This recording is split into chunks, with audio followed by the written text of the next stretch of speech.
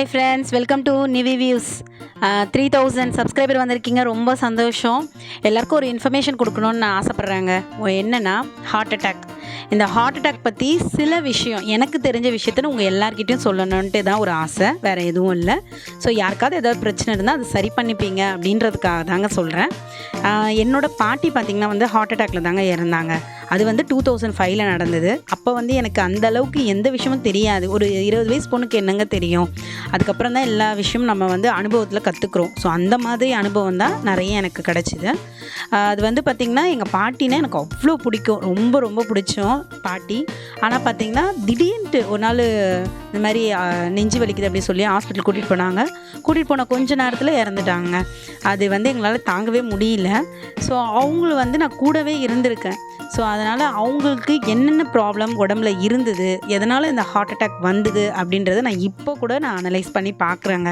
So அதனால் எனக்கு தெரிஞ்ச விஷயத்த நான் சொல்கிறேன். ஸோ யாருக்காவது ஏதாவது பிரச்சனை இருந்ததுன்னா அதை சரி பண்ணிக்கோங்க. என்னோடய வீடியோ யாராவது ஒருத்தருக்கு ஹெல்ப் ஆச்சுன்னா கூட எனக்கு அது ரொம்ப சந்தோஷங்க. அதுக்காக தான் இந்த வீடியோ. என்னோடய வீடியோ பிடிச்சிருந்தால் லைக் பண்ணுங்கள். அப்படி ஏதாவது அதில் மிஸ்டேக் இருந்தால் கமெண்ட் பண்ணுங்கள். ஆக்சுவலாக இந்த ஹார்ட் அட்டாக்கு பார்த்திங்கன்னா பீடி பிடிக்கிறவங்க, சிகரெட் பிடிக்கிறவங்க, குடிக்கிறவங்க இவங்களுக்கு தான் வரும்னு இல்லைங்க, லேடிஸ்க்கும் வரதான் செய்யுது. ஸோ லேடிஸ் பார்த்திங்கன்னா குழந்தை பெற்றுக்கிறது, அதுக்கப்புறம் புருஷனை பார்க்குறது, குழந்தைங்கள பார்த்துக்கிறதுன்ட்டு ஏகப்பட்ட வேலை இருக்க தாங்க செய்யுது. இதெல்லாம் மீறி இப்போல்லாம் பார்த்திங்கன்னா வெளியவும் வர ஆரம்பித்தாச்சு. நிறைய விஷயத்தில் பெண்கள் பார்த்திங்கன்னா முன்னேற்றத்தில் அடைஞ்சிருக்காங்க. ஆனால் ஒரு ஆண் வெளியில் போனோன்னா அந்த குடும்பத்தை அந்த பெண்ணு பார்த்துக்கிறாங்க, குழந்தைங்கள பார்த்துக்கிறது எல்லா விஷயமும். ஆனால் ஒரு பெண் வெளியில் போனோம் அப்படின்னா வீட்டில் அவளுக்கு ஆல்டர்னேட்டிவாக அவளோட அம்மா இல்லைனா மாமியார் இந்த மாதிரி இருந்தால் மட்டும்தாங்க ஒரு பெண் சந்தோஷமாக வெளியில் போய் வேலை செய்ய முடியும். ஸோ அந்த மாதிரி இருக்கும்போது பெண்களுக்கு பார்த்திங்கன்னா ஏகப்பட்ட ஸ்ட்ரெஸ்ஸு. அவங்களால ஒழுங்காக பார்த்துக்க முடியாது. வீட்டில் இருக்கிற புருஷன் குழந்தைங்களும் கண்டிப்பாக பார்த்துக்க முடியாதுங்க. சில பேர் பார்த்திங்கன்னா வீட்டையும் பார்த்துக்கிட்டு வெளியவும் போய் எல்லா வேலையும் செஞ்சுட்டு தான் இருக்காங்க. ஸோ அவங்களுக்குலாம் எந்த மாதிரி ஸ்ட்ரெஸ் வரும் சொல்லுங்கள். வீட்டில் இருக்க பெண்களுக்கே நிறைய பிரச்சனை வருது. ஸோ வெளியில் போய் வேலை செய்கிற பெண்களுக்கு இன்னும் அதிகமான ஸ்ட்ரெஸ் வரதான் செய்யும். ஸோ பெண்கள் பார்த்திங்கன்னா சாப்பிட்ற விஷயம், என்னோடய பாட்டி பார்த்திங்கன்னா அவங்க சாப்பிட்ற விஷயத்தில் எப்போவுமே நல்லா சாப்பிடுவாங்க. ஆனால் நைட்டு பார்த்திங்கன்னா டைஜஷன் ப்ராப்ளம் வந்துடும். ஸோ அதனால் அப்போ அந்த டைம் இந்த ப்ரெட் இருக்கும் இல்லையா, அப்போல்லாம் விற்கும் 5 rupees, அதை வாங்கி தான் நைட்டு சாப்பிடுவாங்கங்க. அதோட முடிச்சிருவாங்க. என்ன பிரச்சனைனா சாப்பிட்றதுக்கு பல்லுன்றது அவசியம். அந்த பல்லு நார்மலாக இருக்கும்போது அவங்களால எதுவுமே பல்லு இல்லை அப்படின்னா எதுவுமே சாப்பிட முடியாது. ஸோ டைஜஷன் ப்ராப்ளம் கண்டிப்பாக வரதான் செய்யுது. ஸோ நார்மலாக நைட்டில் நம்ம பல்லு தேய்ச்சிட்டு படுத்தாலே பல்லில் எந்த பிரச்சனையும் போகிறது இல்லைங்க. பல்லு ப்ராப்ளம்னா பல்லு டாக்டரை போய் பார்க்கணும். அதுக்கப்புறம் பார்த்திங்கன்னா டைஜஷன் ப்ராப்ளம், அதுக்கேற்ற மாதிரி டாக்டர் போய் பார்க்கணும். இதெல்லாம் நம்ம எதுவும் பண்ண தேவையில்லை. பல்லு நம்ம நைட்டு பல்லு தேய்ச்சிட்டு படுத்தோம் அப்படின்னா நமக்கு கண்டிப்பாக வாயில் பல்லு ப்ராப்ளம் வராது, எந்த பிரச்சனையும் வராதுங்க. நெக்ஸ்ட்டு பார்த்திங்கன்னா இந்த டைஜஷன் ப்ராப்ளம், நைட்டு லேட்டாக சாப்பிட்றத முடிஞ்ச வரைக்கும் குறைச்சிக்கணும். அப்படி இல்லை நைட்டு கொஞ்சமாக சாப்பிட்ணும். இந்த மாதிரி இருந்தாலே எந்த பிரச்சனையும் கிடையாதுங்க. ஸோ நம்ம சாப்பிடும்போது சாப்பிட்டுட்டு நல்லா ஒரு 2 hours டைம் கொடுத்து படுத்தோம் அப்படின்னாலே நம்மளுக்கு டைஜஷன்றது கண்டிப்பாக ஒழுங்காக நடந்துடும். அடுத்தது நல்ல தூக்கம். நம்ம ஒழுங்காக தூங்கணும் அப்படின்னாலே நமக்கு பாதி மருந்து அதிலே கிடச்சிருங்க. இது நான் அனலைஸ் பண்ணது. இது சரி அப்படின்னா எனக்கு சொல்லுங்கள். ஏன்னா நம்ம ஏதாவது உடம்புல ப்ராப்ளம் இருந்தால் கூட எனக்கு தூங்கிட்டேன் அப்படின்னா அந்த பிரச்சனையே எனக்கு இருக்காது. எனக்கு எந்த மாத்திரை மருந்து எதுவுமே தேவையில்லைங்க. ஸோ அந்த மாதிரி தான் இந்த குழந்தைங்கள வளர்க்குறதுல இருக்கிற பிரச்சனை என்ன அப்படின்னா ஒரு கத்தி மேலே நடக்கிற மாதிரி தாங்க. குழந்தைங்கள பார்த்துக்கணும், வீட்டில் இருக்கிற வேலை செய்யணும், இந்த மாதிரி ஏகப்பட்ட பெண்கள் இருக்க தான் செய்கிறீங்க. ஏன்னா யாருமே அவங்கள பார்த்துக்கிறது கிடையாது. அப்படி வெளியில் வராங்க அப்படின்னா சில பெண்கள் பார்த்திங்கன்னா தண்ணியும் பார்த்துக்கிட்டு குடும்பத்தையும் பார்த்துக்கிட்டு இருக்க தான் செய்கிறாங்க. ஸோ அந்த மாதிரி இருக்கிறவங்க அவங்களோட ஹெல்த்தை பார்த்துக்கனால நிறைய விஷயத்தை எடுத்துக்கிறாங்க, சாப்பிட்ற விஷயம் அந்த மாதிரி. ஆனால் முக்கியமாக இந்த அயன் ப்ராப்ளம் வருது, கால்சியம் ப்ராப்ளம் லேடிஸ்க்கு வருது. ஸோ அந்த மாதிரி இருக்கும்போது அதுக்கு தகுந்த மாதிரி ஃபுட்டு நம்ம சாப்பிட்டோம் அப்படின்னா நமக்கு உடம்பை பொறுத்த வரைக்கும் எந்த பிரச்சனை வராதுங்க.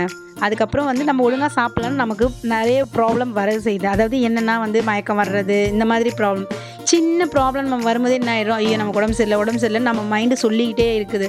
அப்போ என்ன ஆகுது, நம்ம எந்த வேலையும் நம்மளால் செய்ய முடியாமல் போகுது. ஸோ இந்த மாதிரி இருக்கும்போது இன்னும் பிரச்சனைகள் வரதான் செய்யுது இல்லையா? ஸோ ஃபஸ்ட்டு நம்ம ஹெல்த்தை நம்ம ஒழுங்காக பார்த்துக்கணும். அந்த மாதிரி இருந்தாலே நம்ம முடிஞ்ச வரைக்கும் நம்மளோட ஸ்ட்ரெஸ்ஸு வந்து குறையும். எனக்கெலாம் வந்து பாட்டு கேட்கணுன்னா ரொம்ப பிடிக்குங்க. அதுவும் ரொம்ப மனசுக்கு பிடிச்ச பாட்டெல்லாம் கேட்டுக்கிட்டே வேலை செஞ்சுக்கிட்டே இருப்பேன் நான். சில பேர் ஹார்ட் ஒர்க்கராக இருப்பாங்க, சில பேர் பார்த்திங்கன்னா ஸ்மார்ட் ஒர்க்கராக இருப்பாங்க. மூளை எப்போவுமே வேலை செஞ்சுக்கிட்டே இருக்கும். ஸ்மார்ட் ஒர்க்கருக்கு, ஹார்ட் ஒர்க்கருக்கு கையும் காலும் வேலை செஞ்சுட்டே இருக்கும். ரெண்டுமே வேலை செஞ்சுது அப்படின்னா அவங்களுக்கு கரெக்டாக இருப்பாங்க எல்லா விஷயத்துலையும். பட் நம்ம மூளையும் வேலை செய்யாமல் விட்டுட்டோம் அப்படின்னா ஏதாவது ஒரு இடத்துல நமக்கு ஞாபக மறதின்றது வரதான் செய்யுதுங்க. ஏகப்பட்ட வேலையை தூக்கி போட்டுக்கிறது மைண்டில், அந்த மாதிரி இருக்கும்போது ஞாபக மறதின்றது வருது. அது நான் அனுபவிச்சிட்டேன். எல்லாருடைய பிரச்சனையும் பார்த்திங்கன்னா இந்த தூங்குகிற விஷயம். நம்ம நல்லபடியாக தூங்கினோம் அப்படின்னா நமக்கு எந்த ப்ராப்ளம் கிடையாது. அதே மாதிரி சாப்பிட்ற விஷயங்க. இப்போ உங்களுக்கு நெஞ்சு வலி அந்த மாதிரி ஏதாவது வருது அப்படின்னா, டைஜஷன் ப்ராப்ளம் இருக்குது அப்படின்னா, நம்ம வந்து பூண்டு இந்த மாதிரி ஐட்டம்லாம் நம்ம சேர்த்துக்கிட்டோம், இஞ்சி அப்படின்னா கண்டிப்பாக கிளியர் ஆகுங்க. அப்படி உங்களுக்கு ஆகலை, லெஃப்ட் சைடு உங்களுக்கு வலி அதிகமாக இருக்குன்னா பக்கத்தில் இருக்கிற ஹாஸ்பிட்டலில் போய் நீங்கள் பாருங்கள். அங்கே போய் ட்ரீட்மெண்ட் எடுத்துக்கங்க. அதாவது என்னென்னா இசிஜி பண்ணி பார்க்கணும். அதில் வந்து நமக்கு எந்த பிரச்சனையும் இல்லை அப்படின்னா நம்ம தாராளமாக வீட்டுக்கு வந்துடலாங்க. அப்படி இல்லை, ஏதாவது ப்ராப்ளம் இருக்குன்னா நம்ம டாக்டர்கிட்ட கன்சல்ட் பண்ணி நம்ம ஃபஸ்ட்டு அட்டாக்ல இருந்து நம்ம காப்பாற்றிக்கலாங்க. இது எனக்கு தெரிஞ்ச விஷயம், அதுதான் சொல்கிறேன். ஸோ யாருக்காவது ஏதாவது ப்ராப்ளம் இருந்ததுன்னா ஃபஸ்ட்டு போய் இந்த மாதிரி ப்ராப்ளம் இருந்தால் டாக்டரை பாருங்கள். அது சும்மா விடாதீங்க. இருக்கிற பிரச்சனையை நம்ம ஸ்டார்டிங்கில் எல்லாமே நம்ம குறைச்சிட்டோம் அப்படின்னா நம்மளோட ப்ராப்ளம்ன்றது கண்டிப்பாக சீக்கிரம் குறைஞ்சிருங்க. ஸோ யாருக்கெல்லாம் அந்த பிரச்சனை இருக்கோ சரி பண்ணிக்க பாருங்கள். நான் இப்போ வந்து சில விஷயங்கள் வந்து புரிஞ்சுருக்கேங்க. எங்களுக்கு தெரிஞ்ச 2 பேர் பார்த்திங்கன்னா இந்த ஹார்ட் ப்ராப்ளம் இருந்தது. ஹார்ட் அட்டாக்கு ஸ்டார்டிங்லேயே பார்த்ததுனால அவங்க 2 பேருமே நாங்கள் க்யூர் பண்ணிட்டோம். ஸோ அதுக்காக தான் சொல்கிறேன். இப்போ நிறைய டெக்னாலஜி வந்துடுச்சு. யாருக்காவது லேடிஸாக இருந்தாலும் சரி, ஜென்ஸாக இருந்தாலும் சரி, ஸ்டார்டிங்லேயே உங்களுக்கு இருக்கிற ப்ராப்ளத்தை நீங்கள் சரி பண்ணணும்னா ஃபஸ்ட்டு போய் நீங்கள் லெஃப்ட் சைடு ப்ராப்ளம் இருந்ததுன்னா கண்டிப்பாக போய் டாக்டரை பார்த்து கன்சல்ட் பண்ணுங்கள். இசிஜி எடுங்க, க்யூர் பண்ணலாம். இப்போ நமக்கு சம்திங் ப்ராப்ளம் வருது அப்படின்னா அந்த டைம் பெரிய ஹாஸ்பிட்டலில் சேர்ந்து நிறைய பேர் ட்ரீட்மெண்ட் எடுத்துப்பாங்க. ஸோ அப்போது நம்ம காசு செலவு பண்ணுறதுக்கு கையில் காசு இருக்காது. ஸோ அதுக்கு மெயின் பார்த்திங்கன்னா வந்து இன்சூரன்ஸுங்க. கண்டிப்பாக ஹெல்த் இன்சூரன்ஸ் போடுங்க. எங்கள் ஃபேமிலியில் பார்த்திங்கன்னா ஒரு 2 பேருக்கு இந்த பிரச்சனை வந்ததுனால நான் என் ஹஸ்பண்ட் கிட்ட சொல்லி நான் ஃபஸ்ட்டு போட வச்சது வந்து பார்த்திங்கன்னா ஹெல்த் இன்சூரன்ஸ் தான். அந்த டைம் நம்ம போய் யார்கிட்ட என்ன கேட்க முடியும், யார் வந்து ஹெல்ப் பண்ணுவாங்க சொல்லுங்கள்? ஸோ நம்மளோட வீட்டை நினச்சி நம்ம பார்க்கணும். ஸோ வீட்டில் இருக்கவங்களுக்கும் கஷ்டம் தான் இல்லைங்களா? ஸோ வந்து ஹார்ட் அட்டாக் ப்ராப்ளம் வரும்போது அவங்க வந்து என்ன கஷ்டத்தில் இருப்பாங்க அப்படின்றது தெரியும். ஸோ ஜஸ்ட்டு செலவு தான், நிறைய ஏகப்பட்ட செலவு வரதான் செய்யுது. செலவு இல்லாமல் நம்ம வாழவே முடியாது. ஸோ கண்டிப்பாக ஒரு இன்சூரன்ஸ், ஹெல்த் இன்சூரன்ஸுன்றது போடுங்க. நாங்களும் போட்டிருக்கோம். சரிங்களா? ஸோ நீங்கள் டெஃபினட்டாக இது வந்து உங்களுக்கு நல்ல யூஸ் ஆகும். இந்த வீடியோ பிடிச்சிருந்தால் லைக் பண்ணுங்கள், ஷேர் பண்ணுங்கள்.